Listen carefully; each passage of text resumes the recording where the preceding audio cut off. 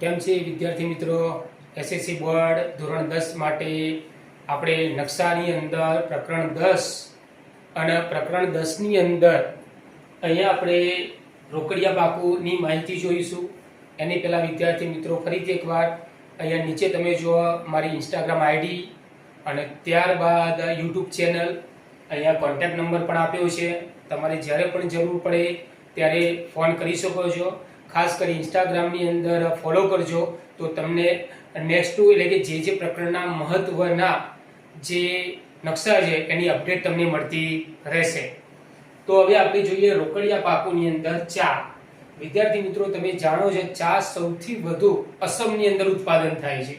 હવે અસમની અંદર તમે જો થોડી નિશાની અહીંયા સંજ્ઞા સૂચિમાં તમને અઘરી લાગતી હશે, પણ તમારી રીતે કોઈ પણ સંજ્ઞા સૂચિ તમે ઉપયોગ કરી શકો. ફરીથી સૂચના, અહીંયા માત્ર સંજ્ઞા સૂચિ અને નામ નિર્દેશ કરવાનો છે. નકશાની અંદર માત્ર સંજ્ઞા દર્શાવવાની છે. એ સંજ્ઞા તમને જે સહેલી લાગતી હોય, સરળ લાગતી હોય એ સંજ્ઞાનો તમે ઉપયોગ કરી શકો છો. તો આપણે જોઈએ ચા અસમમાં. તો અસમની અંદર ચા વિદ્યાર્થી મિત્રો જે છે તો એની અંદર સૌથી પહેલા જો આ અસમ રાજ્યમાં તમે જુઓ તો અહીંયા જે નિશાની તમે જો નકશાની અંદર અહીંયા પડછાયો પડે એટલા માટે તો અહીંયા ટી જેવું રાજ્ય થાય છે. જો આમ ટી થશે, જો આમ ટી જેવું થાય અને આપણે ચાને ઇંગ્લિશમાં ટી કહીએ છીએ. તો આ રાજ્યની નિશાની આમ ટી જેવી અસમમાં થાય છે. એવી રીતે તમે યાદ રાખો. તો અહીંયા આપણે અસમની અંદર દર્શાવી દઈએ છીએ ચા. તો અસમની અંદર ચા હશે. એ પછી પશ્ચિમ બંગાળની અંદર પણ ચા જાણીતી છે.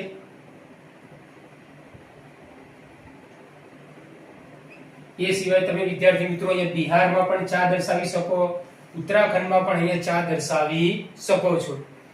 હવે આવશે કોફી. વિદ્યાર્થી મિત્રો ખાસ યાદ રાખજો, કોફી માટે કર્ણાટકનો કુર્ગ પ્રદેશ જાણીતો છે. કર્ણાટકનો કુર્ગ પ્રદેશ, આ રહ્યો કર્ણાટકનો કુર્ગ પ્રદેશ. એ સિવાય કોફી કેરળમાં થાય છે, ત્યાર પછી તમિલનાડુમાં કોફી થાય છે. ખાસ વિદ્યાર્થી મિત્રો યાદ રાખજો, આ ત્રણ રાજ્યોમાં જ કોફી દર્શાવી શકાય. એમાં કર્ણાટકનો કુર્ગ પ્રદેશ ખાસ જાણીતો છે. રબર, તો વિદ્યાર્થી મિત્રો આ ત્રણેય રાજ્યમાં રબર પણ આપણે દર્શાવી શકીએ છીએ, કર્ણાટક, કેરળ અને તમિલનાડુ. એ સિવાય કોકો, કોકો જે પેય જળ છે એ પણ તમે કર્ણાટક, કેરળ, તમિલનાડુમાં દર્શાવી શકો છો. એ આપણે અહીંયા સંજ્ઞા સૂચિમાં દર્શાવી નથી, પણ યાદ રાખજો કર્ણાટક, કેરળ, તમિલનાડુમાં પણ કોકો જે પેય જળ ચોકલેટ બનાવવામાં ઘણી બધી વસ્તુ બનાવવા માટે વપરાય છે એ પણ આ ત્રણ રાજ્યમાં આપણે દર્શાવી શકીએ છીએ. હવે વિદ્યાર્થી મિત્રો તમે જુઓ તો શેરડી. તો શેરડી સૌથી વધુ ઉત્પાદન ઉત્તર પ્રદેશમાં થાય છે.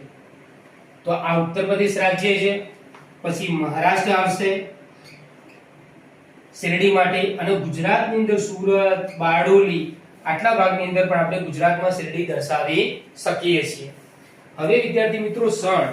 શણ સૌથી સારું ઉત્પાદન જે છે જથ્થાની અંદર આપણા ભારતમાં તો અહીંયા પશ્ચિમ બંગાળમાં થાય છે. એ સિવાય અહીંયા શણ જે છે ઓડિશામાં પણ થાય, આંધ્રપ્રદેશમાં પણ શણ થાય છે. વિદ્યાર્થી મિત્રો શણ તમારે બિહારમાં દર્શાવવું હોય તો બિહારમાં પણ શણ દર્શાવી શકાય છે. એ સિવાય તમાકુ. તો વિદ્યાર્થી મિત્રો તમાકુ ગુજરાતનો ચરોતર પ્રદેશ ખાસ જાણીતો છે. તો ગુજરાતની અંદર આટલા ભાગની અંદર અહીંયા તમે જુઓ તો આટલા ભાગની અંદર આવશે તમાકુ ગુજરાતની અંદર. તો આ ગુજરાતમાં તમાકુ. અહીંયા આપણે તમાકુ જે છે આંધ્રપ્રદેશની અંદર પણ અહીંયા તમાકુ દર્શાવી શકીએ છીએ વિદ્યાર્થી મિત્રો. તો આ રીતે આવ્યું તમાકુ. ફરીથી એક વખત રિપીટ કરી દઈએ. તમે જો ચા જે હતું અસમ જાણીતું, પશ્ચિમ બંગાળ, બિહારમાં, ઉત્તરાખંડમાં દર્શાવી શકાય. કોફી જે છે કર્ણાટકનો કુર્ગ પ્રદેશ, કેરળ, તમિલનાડુમાં. તમે જો રબર પણ કર્ણાટક, કેરળ, તમિલનાડુમાં. કોકો પ્રદેશ પણ તમે આ ત્રણ જગ્યાએ દર્શાવી શકો. તમે પછી ત્યાર પછી તમે જો તો શેરડી સૌથી વધુ ઉત્તર પ્રદેશ, ત્યાર પછી મહારાષ્ટ્ર, અહીંયા ગુજરાતનો બારડોલી, સુરત બાજુની અંદર આવશે. ત્યાર પછી શણ જે છે સૌથી વધુ પશ્ચિમ બંગાળની અંદર, આ ઓડિશાની અંદર, આંધ્રપ્રદેશની અંદર પણ દર્શાવી શકીએ છીએ. શણ આપણે અહીંયા બિહારની અંદર પણ થાય છે. તો બિહારની અંદર પણ આપણે દર્શાવી દીધું છે શણ. આ ઉપરાંત શણ તમે જો અહીંયા લખવાનું રહી ગયું હતું વિદ્યાર્થી મિત્રો, અહીંયા આંધ્રપ્રદેશ. તમાકુ ગુજરાત, ગુજરાતનો ચરોતર પ્રદેશ, સોનેરી પાનનો મુલક ગણાય. અહીંયા પણ તમાકુ આવશે ગુજરાતની અંદર, આંધ્રપ્રદેશની અંદર. હવે વિદ્યાર્થી મિત્રો ફળોની અંદર તમે જો કેળા દર્શાવવા છે તો કેળા આપણે ગુજરાતમાં, મહારાષ્ટ્રમાં દર્શાવી શકીએ. તમારે દ્રાક્ષ દર્શાવવાની આવે છે તો દ્રાક્ષ પણ અહીંયા મહારાષ્ટ્રની અંદર, તમિલનાડુની અંદર, ઉત્તરાખંડની અંદર દ્રાક્ષ દર્શાવી શકો. અને સફરજન માટે તો તમને બધાને ખ્યાલ હશે જ કે આ જમ્મુ કાશ્મીર છે, અહીંયા હિમાચલ પ્રદેશ છે. તો આ બે રાજ્યોમાં સફરજનની ખેતી વધારે સારી થાય છે. ફરીથી એક વખત, સફરજન જે છે અહીંયા જમ્મુ કાશ્મીર, હિમાચલ પ્રદેશ. કેળા દર્શાવવાના છે તો ગુજરાતના આ ભાગની અંદર, અહીંયા મહારાષ્ટ્રમાં દર્શાવી શકાય. તમારે દ્રાક્ષ દર્શાવી છે તો મહારાષ્ટ્ર, તમિલનાડુની અંદર, ઉત્તરાખંડમાં પણ તમે દ્રાક્ષ દર્શાવી શકો છો. તો વિદ્યાર્થી મિત્રો, અહીંયા પ્રકરણ 10 ના આપણે ટોટલ 3 નકશા ચલાવ્યા છે. પહેલો નકશો ધાન્ય પાકોનો છે, બીજો નકશો તેલીબિયા પાકોનો છે અને ત્રીજો નકશો જે છે રોકડિયા પાકો.